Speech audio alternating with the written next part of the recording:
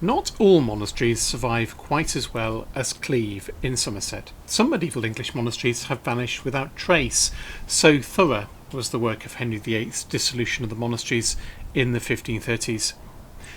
This is North Ormsby in the Lincolnshire Wolds, and this secluded valley once echoed to the sound of a priory's bells.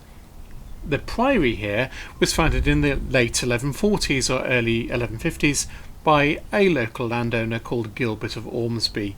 He gave a third of all he owned to establish the monastic community here, so that that community might pray for him forever. The priory was of the Gilbertine order, an order founded in Lincolnshire in the 12th century by Gilbert, the parish priest of Sempringham.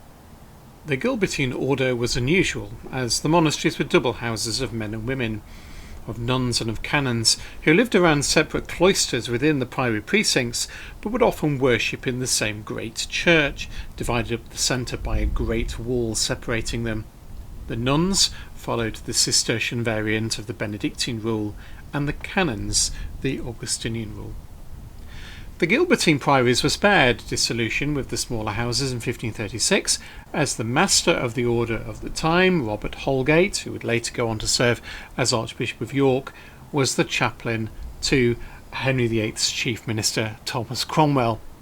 But dissolution came in the end, and it came in 1538, and when the commissioners came to dissolve North Ormsby Priory in September of that year, there was a community here of a prior, 5 canons, and 9 nuns living in this very isolated spot. The buildings of the priory have gone entirely. The site of the church is now occupied by these 19th century farm buildings, while some of the domestic buildings around one of the cloisters may be immured inside this 18th century farmhouse. Some of the ponds that supplied the nuns and canons with the supply of fish do remain, but there's nothing else. Monasteries and villages very often coexisted together symbiotically, and the end of a monastery sometimes resulted in the demise of a village.